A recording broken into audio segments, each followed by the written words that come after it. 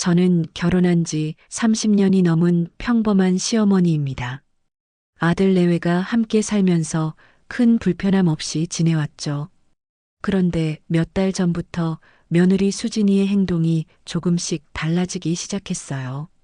처음엔 별것 아니라고 생각했습니다. 저녁 먹고 나면 화장을 다시 하더군요. 외출 준비를 하는 모습이 보였어요. 어디 가냐고 물어보면 그냥 친구 만나러 간다고 했습니다. 이상하다고 느낀 건 그 답변이 항상 똑같았기 때문이에요. 수진이는 원래 화장을 진하게 하는 타입이 아니었거든요.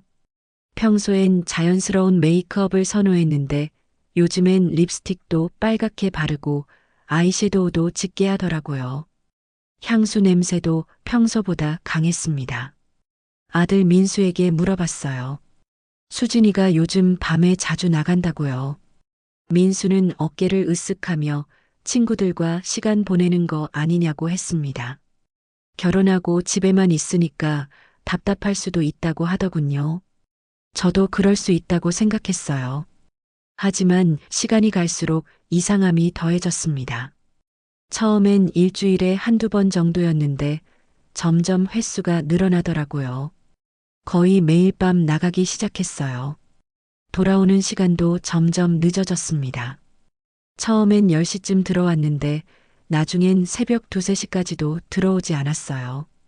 더 신경 쓰이는 건 수진이의 표정이었습니다. 예전엔 밝고 활기찬 모습이었는데 요즘엔 뭔가 무거워 보였어요. 웃을 때도 억지로 웃는 것 같았고요. 밥 먹을 때도 멍하니 있는 모습을 자주 봤습니다. 손녀 예린이도 엄마가 자꾸 나가니까 서운해 하더라고요. 할머니한테 와서 엄마가 왜 매일 나가냐고 묻곤 했어요. 저는 뭐라고 대답해야 할지 몰랐습니다. 엄마도 할 일이 있다고 둘러댔죠. 어느 날 밤 수진이가 또 외출 준비를 하길래 조심스럽게 물어봤어요. 요즘 너무 자주 나가는 것 같다고 혹시 무슨 일 있냐고 말이에요. 수진이는 잠깐 당황하는 표정을 짓더니 그냥 친구들이랑 취미 활동하는 거라고 했습니다. 새로 시작한 모임이 있다고 하더군요. 그 말을 들으면서도 뭔가 석연치 않았어요. 목소리에 힘이 없었거든요. 평소 같으면 어떤 모임인지 자세히 설명해 줬을 텐데 그날은 그냥 대충 넘어가려고 했습니다. 저는 그날 밤 잠을 제대로 이루지 못했어요. 수진이가 언제 들어왔는지 귀를 기울이고 있었습니다. 새벽 3시가 넘어서야 현관문 열리는 소리가 들렸어요. 발걸음도 평소보다 조심스러웠습니다. 다음 날 아침 수진이의 얼굴을 유심히 봤어요. 화장은 지웠지만 피곤해 보였습니다. 눈 밑에 다크서클도 있었고요. 아침 준비를 할 때도 어딘지 모르게 급해 보였어요. 민수한테 다시 한번 말해봤습니다. 수진이가 요즘 너무 늦게 들어온다고 혹시 무슨 문제라도 있는 건 아니냐고요. 민수는 별 걱정 말라고 했어요. 집에만 있던 사람이 사회 활동하는 거니까 좋은 일이라고 하더군요. 하지만 저는 마음이 계속 불편했습니다. 뭔가 숨기고 있다는 느낌이 강했어요. 며느리가 저한테 거짓말을 하고 있다는 생각이 들었습니다. 그게 가장 마음 아팠어요. 며칠이 더 지나자 수진이의 변화는 더욱 눈에 띄게 되었습니다. 화장품도 새로 샀더라고요. 평소엔 쓰지 않던 진한 색깔의 립스틱과 아이라이너를 보게 되었어요. 드레싱룸에서 옷을 고르는 시간도 예전보다 훨씬 길어졌습니다. 특히 신경 쓰이는 건 옷차림이었어요. 예전엔 편안하고 단정한 옷을 주로 입었는데 요즘엔 몸에 딱 맞는 원피스나 짧은 치마를 자주 입더라고요. 하이힐도 평소보다 높은 걸 신었습니다. 어디 가는지도 모르면서 왜 그렇게 차려입나 싶었어요. 저는 부엌에서 설거지를 하면서도 수진이의 준비 과정을 지켜봤습니다. 거울 앞에서 화장하는 시간이 1시간도 넘었어요. 머리도 고데기로 정성스럽게 말았고요. 향수도 평소보다 많이 뿌리는 것 같았습니다. 어느 날은 수진이가 새로운 핸드백을 들고 나가는 걸 봤어요. 언제 산 건지 모르겠지만 꽤 비싸 보이는 가방이었습니다. 옷도 처음 보는 것들이 많아졌어요. 어디서 돈이 나오는 건지 궁금했습니다. 민수 월급으로는 그렇게 여유롭게 쇼핑할 형편이 안 되거든요. 가계부를 관리하는 제가 더 잘 알죠. 그런데 수진이가 갑자기 옷이며 화장품이며 새로 사는 게 늘어났어요. 더 이상하게 느낀 건 수진이의 핸드폰 사용 패턴이었습니다. 예전엔 거실에서 자유롭게 전화 받곤 했는데 요즘엔 전화가 오면 방으로 들어가더라고요. 목소리도 평소보다 낮게 이야기했습니다. 문자 메시지를 확인할 때도 주변을 둘러보고 하더군요. 누군가 보고 있는지 확인하는 것 같았어요. 핸드폰 화면도 예전보다 자주 뒤집어 놓고 다녔습니다. 어느 저녁 수진이가 외출 준비를 하는데 전화가 왔어요. 급하게 방으로 들어가서 받더라고요. 문이 살짝 열려 있어서 일부 대화가 들렸습니다. 누군가와 시간과 장소를 약속하는 내용 같았어요.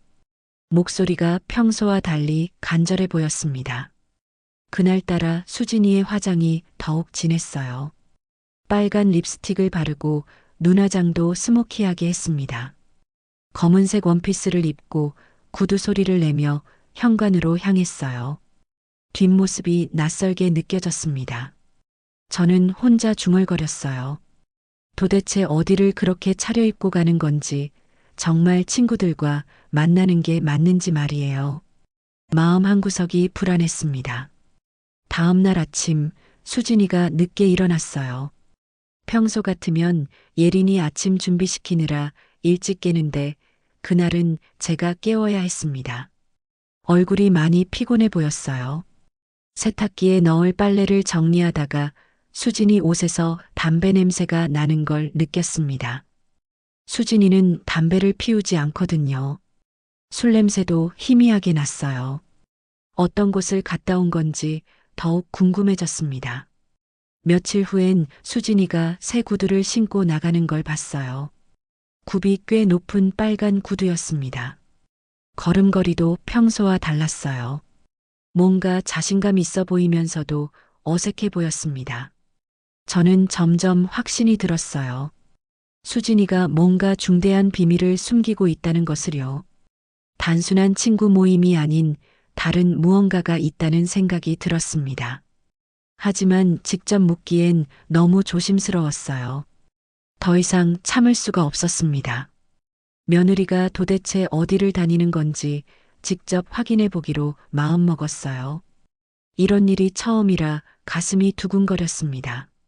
하지만 진실을 알아야겠다는 생각이 더 컸어요. 그날 저녁 수진이가 또 외출 준비를 시작했습니다. 평소처럼 화장을 진하게 하고 짧은 치마에 하이힐을 신었어요. 검은색 재킷을 입고 작은 핸드백을 들었습니다. 현관문을 나서면서 오늘 좀 늦을 것 같다고 했어요. 저는 재빨리 외투를 챙겨 입었습니다. 마스크와 모자도 준비했어요. 들키면 안 되니까 최대한 조심해야 했습니다.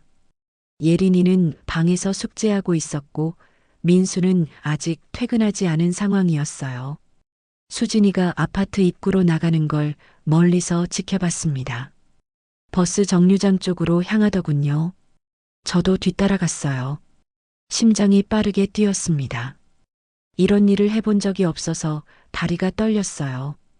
버스가 왔습니다. 수진이가 탔고 저도 뒤쪽 문으로 올라탔어요. 다행히 사람이 많아서 눈에 띄지 않았습니다. 수진이는 맨 앞쪽에 앉아서 창밖을 보고 있었어요. 표정이 심각해 보였습니다. 시내 중심가 쪽으로 가는 버스였어요.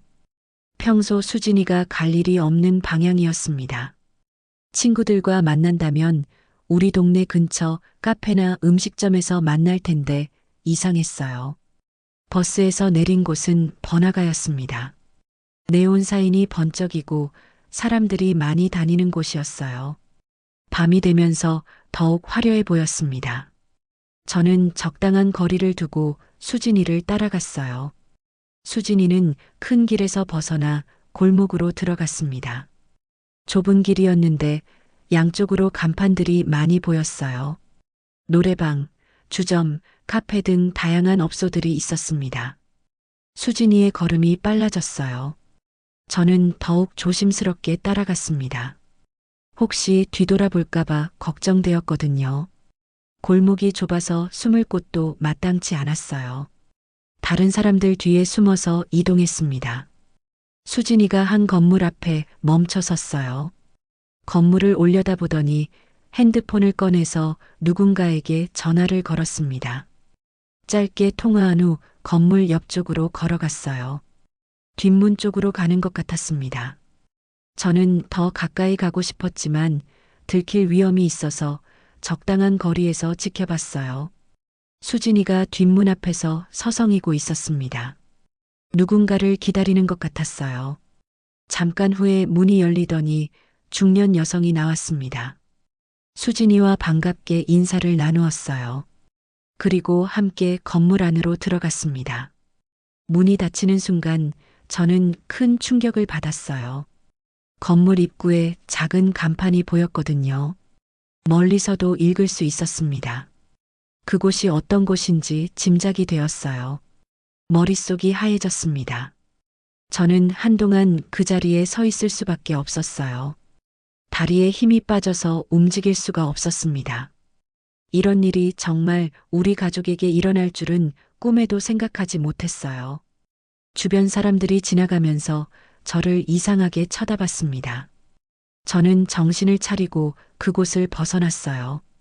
집으로 돌아가는 길이 너무나 길게 느껴졌습니다. 그 건물 앞에 서 있던 순간이 지금도 생생해요. 네온사인이 번쩍이는 간판을 제대로 보는 순간 온몸에 소름이 돋았습니다. 유흥업소였어요. 그것도 우리가 상상하는 그런 곳 말입니다. 저는 믿을 수가 없었어요. 우리 며느리가 정말 그런 곳에 들어간 건지 눈을 비비고 다시 봤습니다. 하지만 현실이었어요. 수진이가 분명히 그 뒷문으로 들어갔거든요. 건물 옆에는 작은 팻말이 붙어 있었어요. 도우미 구함이라고 적혀 있었습니다. 그 글씨를 보는 순간 모든 퍼즐이 맞춰지는 것 같았어요. 수진이의 화장, 옷차림, 늦은 귀가 시간 모든 것이 설명되었습니다. 가슴이 답답해서 숨쉬기가 힘들었어요. 이런 일이 정말 우리 가족에게 일어날 줄은 상상도 못했습니다. 며느리가 그런 일을 하고 있다니 믿고 싶지 않았어요. 주변을 둘러보니 비슷한 업소들이 여러 개 보였습니다. 모두 화려한 간판을 내걸고 있었어요. 젊은 여자들이 드나드는 모습도 보였습니다. 이 모든 광경이 낯설고 충격적이었어요. 저는 한참을 그 자리에 서 있었습니다. 어떻게 해야 할지 모르겠더라고요. 집에 돌아가서 민수에게 말해야 하는 건지 아니면 수진이와 직접 이야기해야 하는 건지 혼란스러웠어요. 다른 사람들이 지나가면서 저를 쳐다봤어요. 아마 이상해 보였을 거예요. 한자리에 멍하니 서서 건물만 바라보고 있었으니까요. 저는 정신을 차리고 그곳을 떠나기로 했습니다. 돌아가는 길에 온갖 생각이 머릿속을 스쳤어요. 왜 수진이가 그런 선택을 했을까?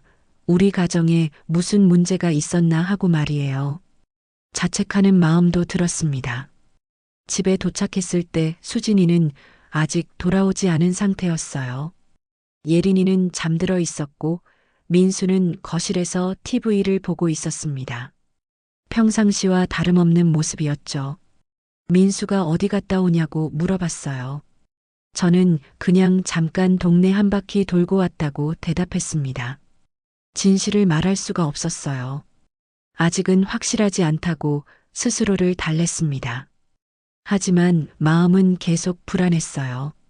방에 누워서도 잠이 오지 않았습니다. 수진이가 언제 들어올지, 어떤 표정으로 들어올지 궁금했어요. 새벽 2시가 넘어서야 현관문 열리는 소리가 들렸습니다. 발걸음도 평소보다 조심스러웠어요. 혹시나 해서 문틈으로 살짝 내다봤는데 수진이의 모습이 많이 지쳐 보였습니다. 화장은 지워져 있었지만 옷은 그대로였어요. 구두를 벗으면서 작은 한숨을 쉬더군요. 그 모습을 보니 마음이 복잡해졌습니다. 화가 나면서도 안타까운 마음이 들었어요. 다음 날 아침 수진이는 평소보다 늦게 일어났습니다. 얼굴에 피로가 역력했어요. 아침을 준비하는 모습도 힘들어 보였습니다. 하지만 저는 아무렇지 않은 척 일상을 보냈어요. 그날 하루 종일 어떻게 이 문제를 해결해야 할지 고민했습니다. 며느리와 직접 대화해야 할 시점이 왔다고 생각했어요. 더 이상 모른 척 할 수는 없었으니까요. 그 다음날 저녁 민수가 회식이 있다고 늦는다고 했어요. 예린이도 친구 집에서 놀고 오겠다고 했습니다. 저와 수진이만 집에 있게 되었죠. 이야기할 수 있는 좋은 기회라고 생각했어요. 수진이가 또 외출 준비를 시작했습니다. 평소처럼 화장대 앞에 앉아서 립스틱을 바르고 있었어요. 저는 용기를 내서 수진이 방으로 들어갔습니다. 문을 조용히 두드리고 말했죠. 수진아, 잠깐 이야기 좀 할 수 있을까라고 했어요. 수진이는 화장을 멈추고 저를 돌아봤습니다. 표정이 순간 굳어지더라고요. 뭔가 예상하고 있었던 것 같았어요. 저는 침대 끝에 앉으면서 조심스럽게 말을 꺼냈습니다. 요즘 너무 자주 나가는 것 같다고 혹시 무슨 일이라도 있는 거냐고 물어봤어요. 수진이는 잠깐 망설이더니 그냥 친구들과 시간 보내는 거라고 했습니다. 하지만 저는 이미 진실을 알고 있었어요. 어제 봤다고 어디에 가는지 알고 있다고 말했습니다. 수진이의 얼굴이 순간 새하얘졌어요. 화장품을 쥔 손이 떨리는 게 보였습니다. 수진이는 한참을 말없이 있다가 갑자기 눈물을 흘리기 시작했어요. 그리고는 어머니 죄송해요라고 말했습니다. 목소리가 떨렸어요. 저도 마음이 아팠지만 끝까지 들어보기로 했습니다. 수진이가 털어놓은 이야기는 충격적이었어요. 몇 달 전부터 가정 경제가 어려워졌다고 했습니다. 민수 회사 사정이 좋지 않아서 월급이 줄었다고 하더군요. 저는 전혀 모르고 있던 사실이었어요. 생활비가 부족해서 카드값도 못 내고 있었다고 했어요. 예린이 학원비며 각종 생활비를 감당하기 힘들어졌다고 하더군요. 그런데 민수나 저에게는 차마 말할 수 없었다는 거예요. 그래서 친구의 소개로 그 일을 시작하게 되었다고 했습니다. 단순히 술 따르고 이야기 상대해주는 일이라고 생각했다고 하더군요. 처음엔 일주일에 한두 번만 하려고 했었다고 해요. 하지만 돈이 생각보다 잘 되니까 계속하게 되었다고 했어요. 한 달에 꽤 많은 돈을 벌 수 있었다고 하더군요. 그 돈으로 밀린 카드값도 정리하고 생활비도 보탤 수 있었다고 했습니다. 수진이는 계속 눈물을 흘리면서 말했어요.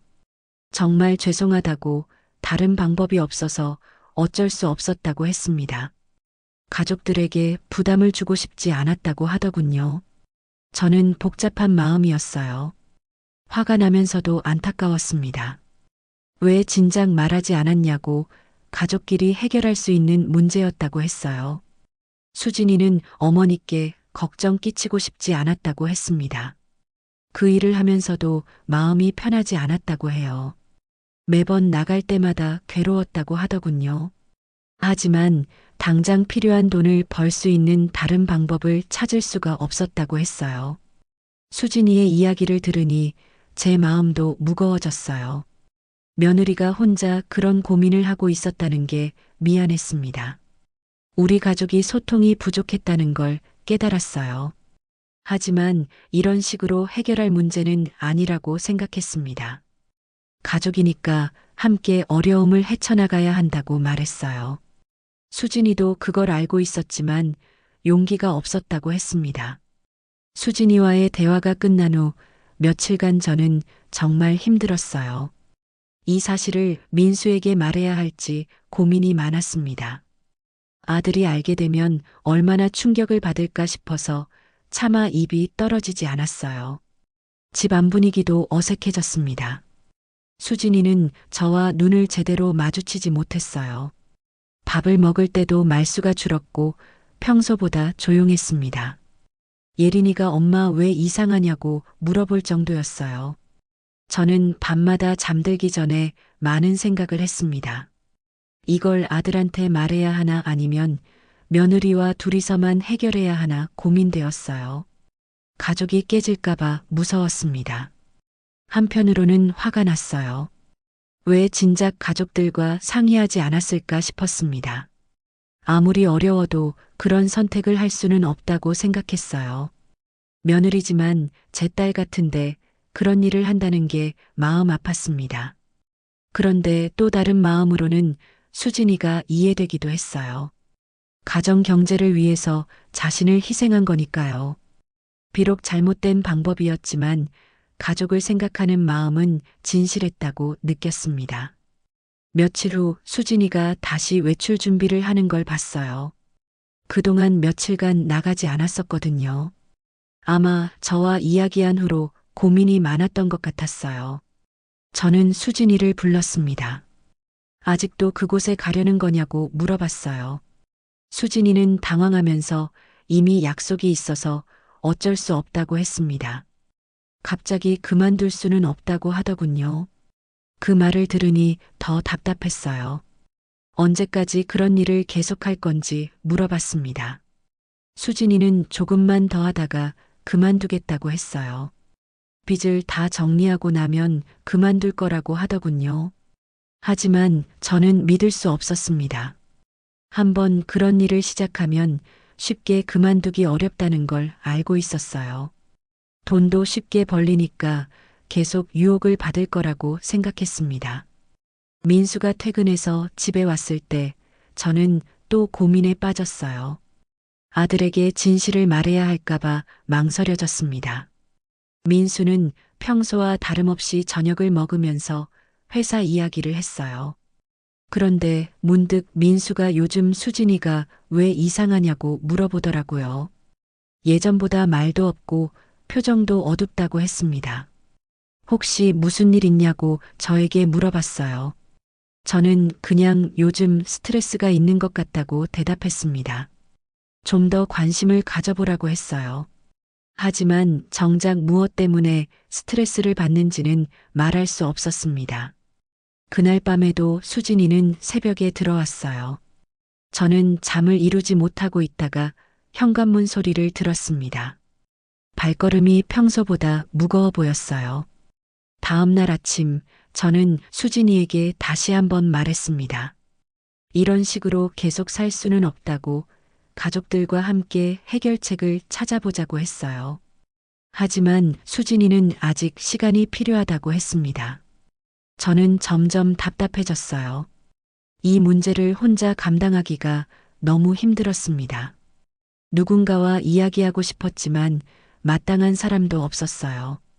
집안일을 하면서도 계속 이 생각만 했습니다. 청소를 하거나 빨래를 개면서도 머릿속은 복잡했어요. 어떻게 해야 이 상황을 해결할 수 있을까 고민만 계속되었습니다. 일주일이 더 지난 어느 날 저녁, 저는 마침내 결심을 했습니다. 더 이상 혼자 이 문제를 안고 있을 수는 없었어요. 수진이와 진지하게 한 번 더 이야기를 나눠보기로 했습니다. 수진이가 외출하려고 준비하는데 저는 거실에 앉아서 기다렸어요. 현관으로 나오는 수진이에게 잠깐 앉으라고 했습니다. 수진이는 시간이 없다고 했지만 저는 단호하게 말했어요. 오늘은 꼭 이야기하고 가라고 했습니다. 수진이는 어쩔 수 없다는 표정으로 소파에 앉았어요. 저도 마주 앉으면서 진정성 있게 말을 시작했습니다. 수진아, 나도 내 마음을 이해해라고 했어요. 가정 경제가 어려워서 그런 선택을 한 거겠지만 이런 식으로는 안 된다고 말했습니다. 가족이라는 게 뭔지 다시 생각해 보자고 했어요. 수진이는 또 눈물을 보이면서 정말 죄송하다고 했어요. 하지만 당장 돈이 필요한 상황이라 어쩔 수 없다고 했습니다. 다른 일자리를 찾아도 이만큼 벌 수 없다고 하더군요. 저는 그럼 조건을 제시했습니다. 한 달만 더 참아달라고, 그동안 제대로 된 일자리를 찾아보자고 했어요. 낮에 할 수 있는 정상적인 직장 말입니다. 그리고 민수에게도 진실을 말하자고 했어요. 부부끼리 숨기고 있으면 안 된다고 생각했습니다. 아들도 알 권리가 있다고 말했어요. 수진이는 민수가 알면 화낼 거라고 걱정했어요. 실망할까봐 무섭다고 하더군요. 저는 처음엔 화낼 수도 있지만 이해해 줄 거라고 말했습니다. 며칠 후 저는 민수와 단둘이 있을 때 조심스럽게 이야기를 꺼냈어요. 수진이가 요즘 힘든 일이 있어서 그렇다고, 가정 경제 때문에 고민이 많다고 했습니다. 민수는 깜짝 놀라면서 왜 말하지 않았냐고 했어요. 자신도 회사 사정이 어려워진 걸 숨기고 있었다고 고백했습니다. 서로 걱정시키지 않으려고 숨겼던 거였어요. 저는 수진이가 어떤 일을 했는지는 구체적으로 말하지 않았어요. 대신 앞으로 함께 해결해 나가자고 제안했습니다. 가족이니까 서로 도와야 한다고 말했어요. 민수는 수진이와 진솔한 대화를 나눴습니다. 물론 처음엔 충격을 받았지만 며느리를 탓하지는 않았어요. 오히려 자신이 무능해서 그런 일이 생겼다고 자책했습니다. 저희는 가족회의를 열어서 경제 상황을 투명하게 공개했어요. 수입과 지출을 정확히 파악하고 절약할 부분을 찾았습니다. 예린이 학원비도 당분간 줄이기로 했어요. 수진이에게는 제대로 된 일자리를 찾아주겠다고 약속했습니다. 저도 아는 사람들에게 부탁해보겠다고 했어요. 당장은 어려워도 정직한 방법으로 살아가자고 다짐했습니다. 수진이는 눈물을 흘리면서 고마워했어요. 혼자 감당하기 너무 힘들었었다고 했습니다. 이제야 마음이 편해진다고 하더군요. 그날부터 수진이는 그 일을 그만뒀습니다. 처음엔 당장 수입이 줄어서 걱정되었지만 가족 모두가 힘을 합치니까 견딜만 했어요. 민수도 부업을 시작했고 저도 집에서 할 수 있는 일을 찾아봤습니다. 수진이는 낮 시간에 할 수 있는 파트타임 일자리를 알아보기 시작했어요. 그로부터 석 달이 지났습니다. 우리 가족은 많은 변화를 겪었어요. 처음엔 어려웠지만 점점 나아지기 시작했습니다. 무엇보다 가족 간의 소통이 늘어났다는 게 가장 큰 변화였죠. 수진이는 동네 카페에서 일하게 되었어요. 오전 9시부터 오후 5시까지 근무했습니다. 급여는 예전보다 적었지만 정당한 노동의 대가였어요. 수진이의 표정도 훨씬 밝아졌습니다. 무엇보다 예린이와 함께 보내는 시간이 늘어났어요. 학교 끝나면 엄마가 집에 있으니까 예린이도 좋아했습니다. 숙제도 함께하고 저녁 준비도 도와주었어요. 민수도 달라졌어요. 주말엔 배달 알바를 시작했습니다. 처음엔 자존심 상한다고 했지만 가족을 위해서 기꺼이 했어요. 평일 저녁에도 온라인으로 할 수 있는 부업을 찾아서 했습니다. 저도 집에서 할 수 있는 일거리를 구했어요. 인근 공장에서 나오는 단순 작업을 집으로 가져와서 했습니다. 많은 돈은 아니었지만 조금이라도 보탬이 되었어요. 가족 모두가 각자 할 일을 하면서 예전보다 대화가 많아졌습니다. 저녁 식사 시간에는 하루 있었던 일들을 나누곤 했어요. 서로의 어려움도 함께 나누고 해결책도 찾아갔습니다. 수진이는 카페 일에 적응하면서 새로운 꿈도 생겼다고 했어요.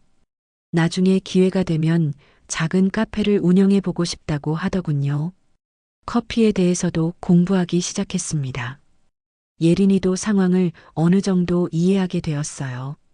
학원은 줄였지만 집에서 더 열심히 공부했습니다.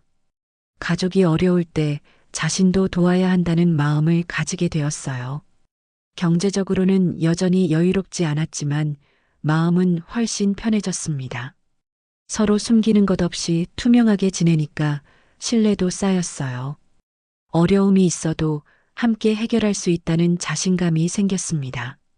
수진이는 종종 그때를 생각하면서 죄송하다고 했어요. 저는 이제 그만 미안해하라고 했습니다. 모든 게 다 지나간 일이고 지금이 더 중요하다고 말했어요.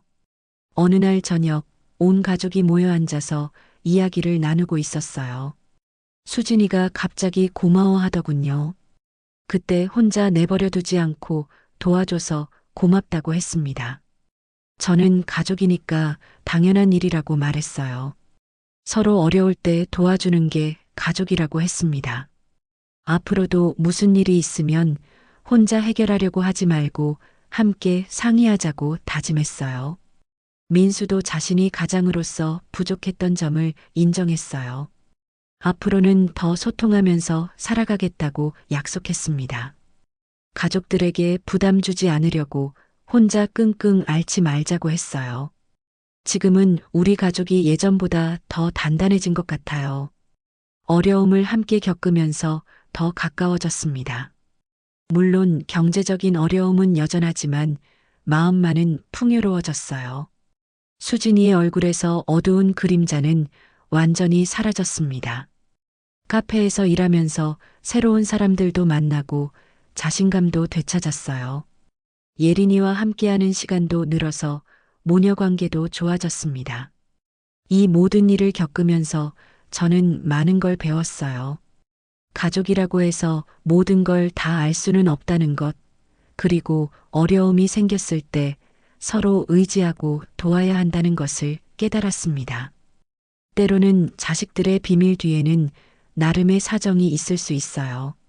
무조건 나무라기보다는 먼저 들어보고 이해하려고 노력하는 것이 어른의 여유라고 생각합니다. 그래야 진정한 해결책을 찾을 수 있거든요.